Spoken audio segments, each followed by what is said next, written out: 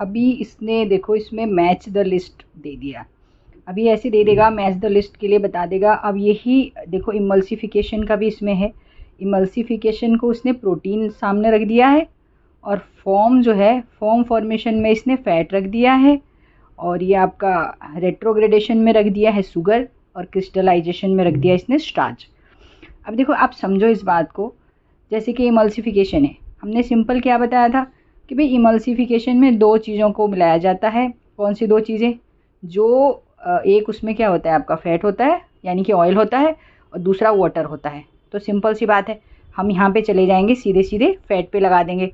और foam formation, foam क्या होता है? अब भैया अब इसमें तो ऐसा कुछ उसने दिया ही नहीं कोई पर्टिकुलर प्रोडक्ट, तो अब हम सिंपल सोचेंगे प्रोटीन। प्रोटीन में देखो क्या होता है, एग सपोज।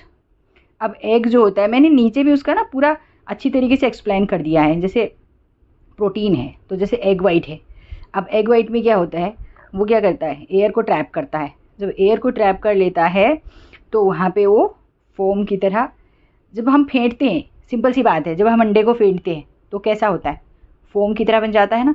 तो वही बस आप वही समझ लो। अब आ गया रेट्रोग्रेडेशन। रेट्रोग्रेडेशन में क्या आ जाएगा, स्टार्च जाएगा। उसका क्या मतलब है, जब हम कोई भी किसी भी तरीके की जो प्रोडक्ट होता है आपका, जैसे ब्रेड समझ लो। अब ब्रेड को, अब क्या जैसे पुराना हो जाता है ब्रेड, आप देखो तो क्या हो जाता है, वो टफ हो जाता है ना, थोड़ा सा हार्ड हो जाता है, ड्राई हो जाता है ना। तो जिलेटिन जो है वो अपने वापस से जो है अपने फॉर्म में आ जाता है।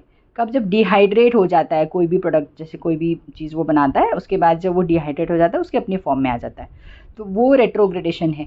तो वहाँ पे स्टार्च को लगा देंगे सीधे। अब उसकी इलास्टिसिटी भी ख़त्म हो जाती है उस टाइम पे। ध्यान रखना कि ये भी आ सकता है कि उसकी मान लो रेट्रोग्रेडेशन के बाद में क्या उसका चेंजेस देखने को मिल रही है। तो आप उसकी चेंजेस क्या होती है, जब वो डिहाइड्रेट हो जाता है तो ड्राई हो जाता है, उसकी डो की जो है इलास्टिसिटी खत्म हो जाती है। ब्रेड जब सूख जाता है, जब हम उसको खींचेंगे तो खींचता नहीं है, जब सिंपल वो डो रहता है तो वो खींचता है, इलास्टिसिटी उसकी कायम रहती है ना। तो वही क्रिस्टलाइजेशन हो गया। क्रिस्टलाइजेशन बहुत ईजी सी बात है, शुगर क्रिस्टल हम बोलते हैं। जैसे किसी भी कैंडी को हो गया, या फिर आपका टॉफ़ी बनता है वो टॉफ़ी हो गया। तो ये आप सिंपल आप उसको उसमें लगा देंगे, शुगर में लगा देंगे क्रिस्टलाइजेशन को। तो इसी तरीके से वो एक एक क्वेश्चन से कई कई क्वेश्चन दे सकता है। जैसे मैंने कहा था कि इमल्सिफिकेशन वो ये भी पूछ देगा कि भाई किन किन चीज़ों को मिलाकर होता है। जैसे आप सिंपल लगा दोगे उसमें आपका फ़ैट हो गया और वाटर हो गया। फ़ैट की जगह पे उसने अगर ऑयल दे दिया है या कुछ और दे दिया है तो हाँ उसको उसकी प्रॉपर्टी के हिसाब से उसको चूज़ कर लेंगे।